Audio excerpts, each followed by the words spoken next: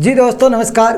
पिछले वीडियो में हमने देखा था बाबर से संबंधित जितने भी क्वेश्चन बन रहे थे या फिर जितनी भी उनके विस्तार से बातें थी उसके बारे में हमने विस्तार पूर्वक पढ़ा। इस वीडियो में देखेंगे बाबर से संबंधित महत्वपूर्ण 75 क्वेश्चन। कितने? 75 क्वेश्चन बाबर से संबंधित, ओनली बाबर से संबंधित। देखो बाबर, अरे उस समय आप थे ही नहीं। ये लीजिए, ये कौन है? बाबर है ना, ये बाबर है, ध्यान में रखना। ये कौन है? बाबर है। तो बाबर से संबंधित जितने भी क्वेश्चन हैं उनके बारे में पढ़ेंगे। ये लो बाबर। अब देखो वन लाइनर क्वेश्चन है, बड़े तगड़े और बड़े अच्छे, बड़े सुंदर वन लाइनर क्वेश्चन है। क्या है कि बाबर का शासन काल कब से कब तक रहा? बाबर का शासन काल कब से कब तक रहा? तो 1526 से लेकर के 1530 तक। 26 दिसंबर 1530 जब बाबर की डेथ हो जाती है तब तक। कब से कब? 1526। 1526 में ये कब आता है? तो 1526 में ये पानीपत के प्रथम युद्ध में आता है। पानीपत के प्रथम युद्ध में, पानीपत के युद्ध में ये किसको हराता है? तो इब्राहिम लोदी को हराता है। किसको हराता है? इब्राहिम लोदी को, पानीपत के युद्ध में। उसके बाद दूसरा क्वेश्चन है, पानीपत का प्रथम युद्ध कब लड़ा गया? तो 21 अप्रैल 1526 को। पानीपत का प्रथम युद्ध कब लड़ा गया? 21 अप्रैल 1526 को। किन किन के मध्य? तो बाबर हुए इब्राहिम लोदी के मध्य। ये ध्यान में रखना है। कब? 1526 को। उसके बाद पानीपत का प्रथम युद्ध किसके बीच हुआ? तो ये आपका तीसरा क्वेश्चन है, बाबर और इब्राहिम लोदी के मध्य। एक युद्ध है, एक ही क्वेश्चन एक ही जैसा है, लेकिन उससे क्या संबंधित 3 प्रकार से क्वेश्चन आ सकते हैं। कैसे आ सकते हैं? पहला, कब से कब तक शासनकाल है, ठीक है, लेकिन देखो पानीपत का प्रथम युद्ध कब लड़ा गया? 1526। किन के मध्य लड़ा गया? बाबर और इब्राहिम लोदी के मध्य। और ये कौन सा युद्ध था? तो पानीपत का युद्ध था। इससे बाद में आगे देखते हैं। हाँ, पानीपत के प्रथम युद्ध में बाबर ने किसको हराया? अब किसको हराएगा? जो सामने पार्टिसिपेट करेगा उसी को हराएगा, और किसको हराएगा? ऐसा तो है नहीं कि वो तीसरे आदमी को कोई बीच में कूद कर हराता है, नहीं, जो पार्टिसिपेट कर रहा है उसको ही हराएगा। तो इब्राहिम लोदी को किस युद्ध में? पानीपत के प्रथम युद्ध में हराया। तुजुक ए बाबरी किस भाषा में लिखी गई? तुजुक ए बाबरी किस भाषा में लिखी गई? तो तुर्की भाषा में लिखी गई।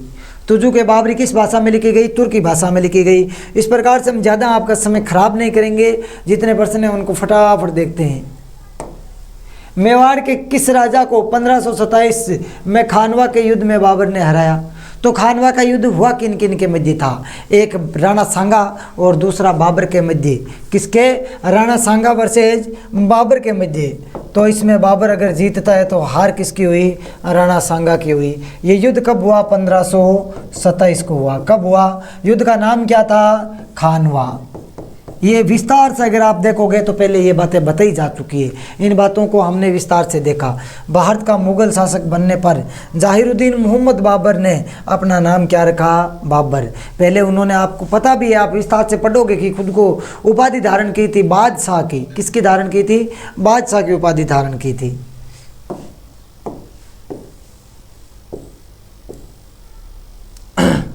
उसके बाद बाबर ने अपने बाबरनामा में किस हिंदू राज्य का उल्लेख किया? तो मेवाड़ और विजयनगर का, है ना, मेवाड़ और विजयनगर का उन्होंने क्या है? बाबरनामा जो अपना खुद का एक ग्रंथ था उसमें क्या है? इन 2 स्थानों का उल्लेख किया। किस मुगल सम्राट के जीवन में धैर्य व संकल्प की शिक्षा मिलती है? यानी किस मुगल सम्राट के जीवन में या जीवन से हमें धैर्य और संकल्प की क्या है? शिक्षा मिलती है। तो जहीरुद्दीन मोहम्मद बाबर। कौन था? जहीरुद्दीन मोहम्मद बाबर। पानीपत के युद्ध में बाबर की जीत का मुख्य कारण क्या था? तो उसके सैन्य कुशलता के कारण। किसके कारण? सैन्य कुशलता के कारण। बाबर ने कहाँ सर्वप्रथम बादशाह की पदवी धारण की? तो काबुल में की थी। कहाँ की थी? काबुल में की थी। कब की थी? जब उसने क्या जीत लिया? समरकंद जीत लिया। समरकंद जीतने के बाद ये 1497 में समरकंद जीतने के बाद उसने किसकी पदवी धारण की? बादशाह की या बादशाह की। तो ये ध्यान रखोगे। किसने बाबर को सर ए फूल के युद्ध में पराजित किया? यानी ऐसा कौन था जिसने क्या है सर फूल के युद्ध में पराजित करता है बाबर को, तो सेवानी खान था। कौन था? सेवानी खान। और बाबर के इब्राहिम लोदी पर विजय का कारण क्या था? तो तोप खाना, कुशल सेना नायकों के कारण, मुख्य कारण ये तोप जो खाने ना यही था। ये क्या, इनसे लोग उस समय बिल्कुल नए के समान परिचित थे। उसके बाद किस शासक है ना, किस शासक ने शाहरुख नामक चांदी का सिक्का चलाया? तो शाहरुख नामक चांदी का सिक्का आपको भी पता है किसने चलाया? तो बाबर ने चलाया। किसने चलाया? बाबर ने चलाया। बाबर ने पहली बार तुलगमा युद्ध नीति एवं तोपखाने का प्रयोग किस युद्ध में किया? तुलगमा युद्ध नीति और तोपखाने का प्रयोग किस युद्ध में करता है? वो है 1526 में पानीपत के युद्ध में करता है। किस युद्ध में करता है? पानीपत के युद्ध में करता है। तो इस प्रकार से ये बातें आपको ध्यान में रखनी है। भारत में मुगल साम्राज्य की स्थापना किसने की थी? तो बाबर ने की थी। कब के? 1526 में पानीपत के युद्ध को जीतने के बाद करता है। ये युद्ध जब जैसे ही जीत जाता है, इब्राहिम लोदी और बाबर के मध्य होता है, तो क्या बाबर यहाँ खुद को अपना शासक घोषित कर देता है। मुगल काल का प्रथम शासक कौन था? तो मुगल काल में सर्वप्रथम कौन आया था? बाबर आया था। कब आया था? 1526 को आया था। ध्यान रखोगे ये बातें।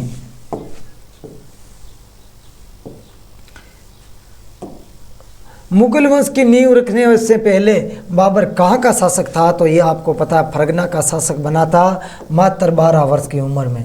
कितनी उम्र में? 12 वर्ष की उम्र में अपने पिता उमर शेख की मृत्यु के बाद ये मात्र 12 वर्ष की उम्र में क्या है, फरगना का शासक बनता है। और शासक बनते ही ये 1494 में इनको क्या लगती है कि मैं जीतूंगा किसको? समरकंद को।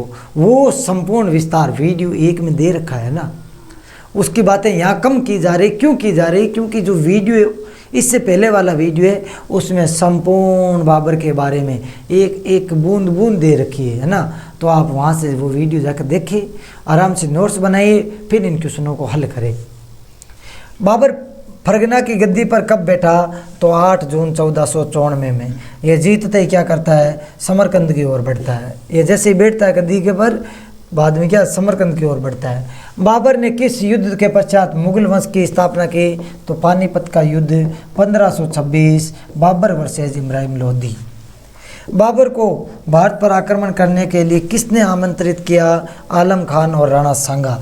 राणा सांगा क्या इब्राहिम लोदी के विपक्ष में थे और उन्होंने लोदी से लड़ने के लिए क्या है ये बाबर को आमंत्रित भी किया था, ऐसा कुछ एक जगह लिखा हुआ है। और एक था आलम खान, इन्होंने क्या इनविटेशन भेजा, कुंकुपत्री भेजी। तो जो कुंकुपत्री भेजेगा तो फिर वो तो आएगा ही। तो ये क्या है, थोड़ा सा ऐसी किताबों में कुछ बातें लिखी हुई है। बाबर ने किस युद्ध में तुलगमा पद्धति का प्रयोग किया? किसका? तुलगमा। तो वो सर्वप्रथम भारत में ही करता है, 1526 में करता है और पानीपत के युद्ध में करता है। सब ने इब्राहिम लोदी होते हैं जो उस समय दिल्ली के शासक होते हैं। बाबर ने किस युद्ध में जिहाद का नारा दिया? तो जिहाद का नारा ये खानवा में देता है, अर्थात खानवा का युद्ध 1527 में ये जिहाद का नारा देता है। क्यों देता है? क्योंकि इसकी जो सेना थी उन्होंने वहाँ पर खानवा के युद्ध में जाने से मना कर दिया था। उनको राणा सांगा है उनकी सेना की और उन खुद की ताकत के बारे में पूरा मालूम था, तो सेना ने मना कर दिया। तब क्या है, बाबर ने अपनी सेना के लिए जिहाद का नारा दिया, अर्थात धर्म युद्ध का। हमें हमारे धर्म को बचाने के लिए युद्ध करना होगा, तब जाकर वो सेना तैयार होती है और उसके बाद ये क्या है, उस युद्ध को जीतता है। खानवा का युद्ध बाबर और किसके बीच हुआ? तो आपको भी पता है, सामने कौन थे? राणा सांगा। कब होता है? 1527 को। खानवा के युद्ध में बाबर ने किसको पराजित किया? तो राणा सांगा को पराजित किया। खानवा के युद्ध में विजय होने के पश्चात कौन सी उपाधि धारण की? तो गाजी की उपाधि धारण की थी। काफिरों को मारने वाला भी था ये, तो ये आपको ध्यान में रखना है। बाबर के साम्राज्य में सम्मिलित क्षेत्र तो काबुल था, पंजाब था, आधुनिक उत्तर प्रदेश था। किस मुगल बादशाह को उसकी उदारता के कारण लोग कलंदर कहते थे? उदारता के कारण लोग कलंदर कहते थे, तो वो कौन था? बाबर। गाजी की उपाधि भी धारण की, कलंदर भी कहलाया और इसने क्या है बादशाह की उपाधि भी धारण की, ये आपको ध्यान में रखना है। आगरा में आराम बाग किसने निर्माण करवाया? तो आगरा का जो आराम बाग है जहाँ उसको पहले दफनाया गया था, उसका निर्माण किसने करवाया? बाबर स्वयं ने करवाया। बाबर ने आक्रमण के समय विजयनगर के शासक कौन था? अर्थात बाबर का जब आक्रमण हुआ तो विजयनगर यही है जो बाबरनामा में मिलता है, वही विजयनगर है, बाबरनामा में मिलता है। तो उसका शासक था कृष्णदेव राय। कौन था? कृष्णदेव राय। बाबर के आक्रमण के समय दिल्ली का शासक कौन था? तो इब्राहिम लोदी, जो 1526 में पानीपत के युद्ध में हार जाता है।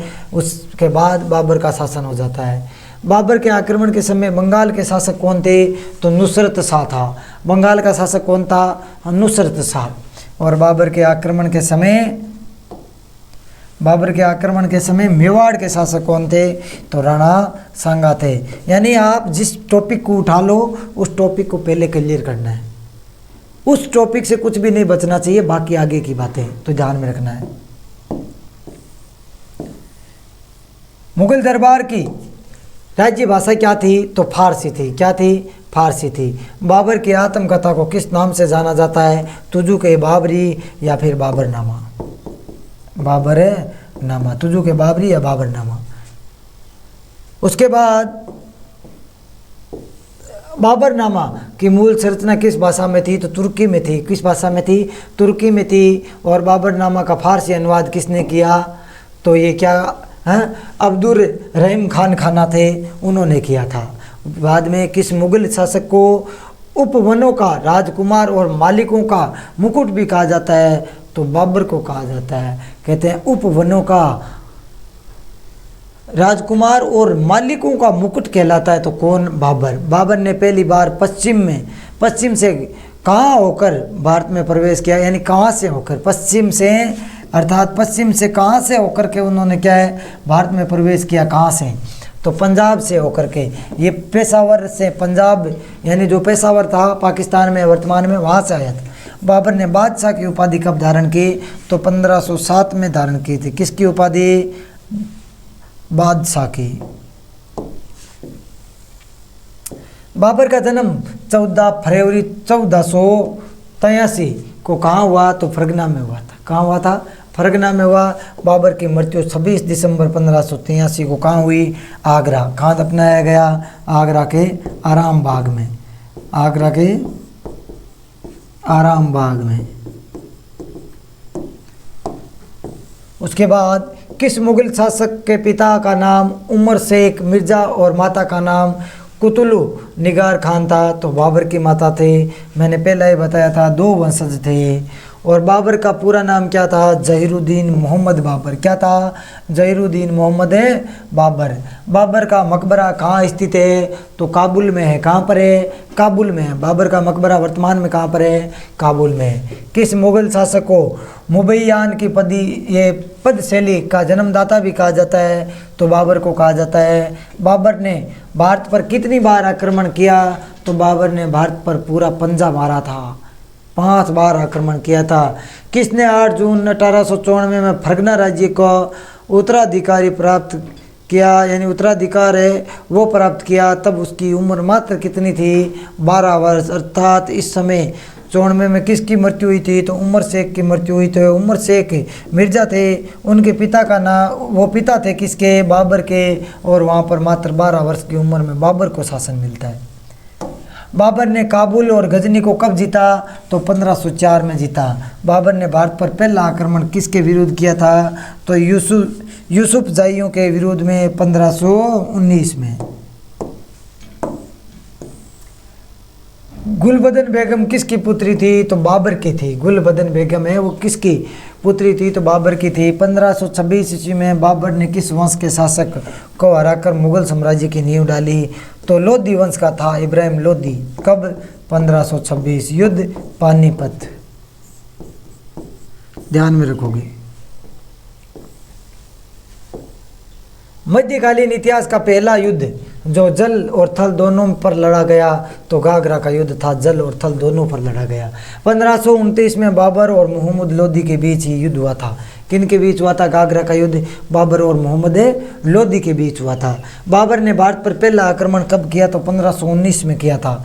अभी बताया था ऊपर आपको, 1519 में किया था। बाबर ने अपनी आत्मकथा बाबरनामा में किसको भारत का सर्वाधिक शक्तिशाली शासक बताया? तो कृष्ण देव राय को बताया था। किसको बताया? कृष्ण देव राय को। बाबर द्वारा लड़ा गया अंतिम युद्ध कौन सा था? तो गागरा का युद्ध था 1529 में, जल और थल वाला था।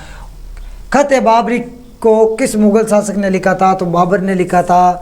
दीवान को तुर्की भाषा में किस मुगल बादशाह ने लिखा था? तो बाबर ने लिखा था। गज बाबरी की एक इकाई का प्रचलन किस मुगल बादशाह ने किया था या शासन ने किया? तो बाबर के शासन में हुआ था। और बाबर के पिता का नाम क्या था? तो शेख या उमर शेख मिर्जा था। अब कुछ महत्वपूर्ण क्वेश्चन है, उनके जवाब देने। ये भी क्वेश्चन ही थे इतनी देर, है ना, लेकिन क्या है, इस क्वेश्चन का आप जवाब दो। 2 मिनट है आपके पास।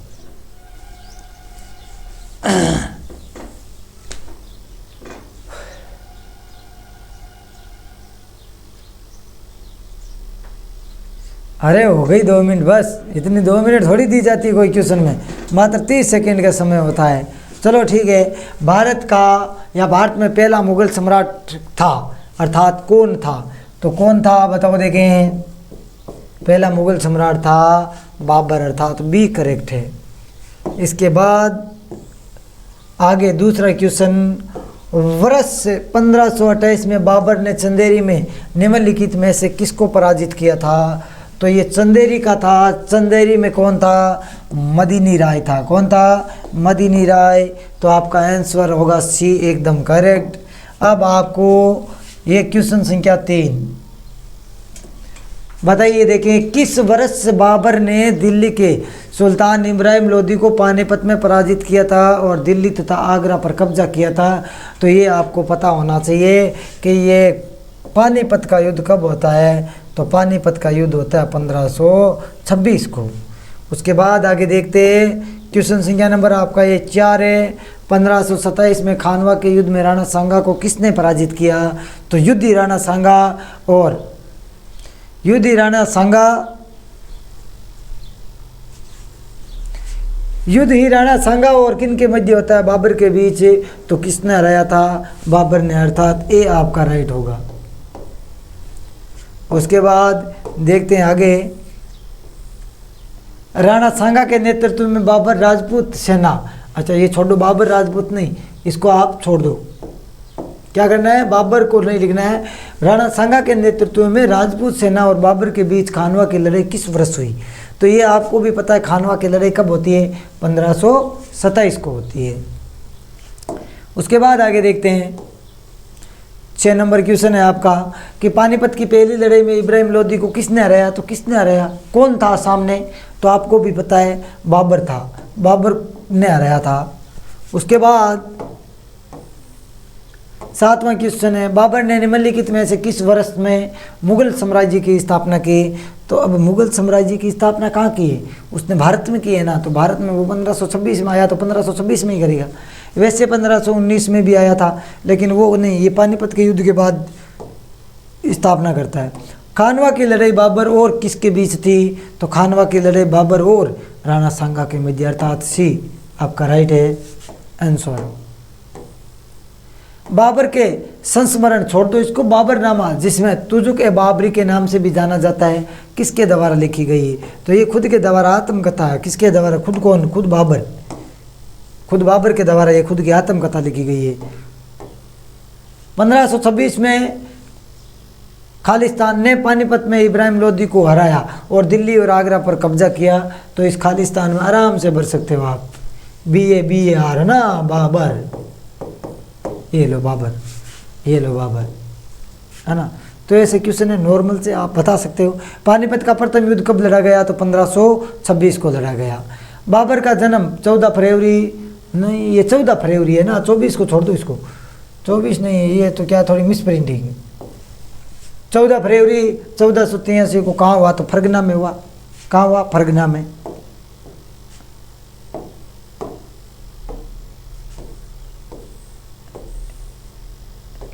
बाबर ने 1507 में बादशाह या पादशाह की उपाधि धारण की। तो तो ये धारण कहाँ की थी?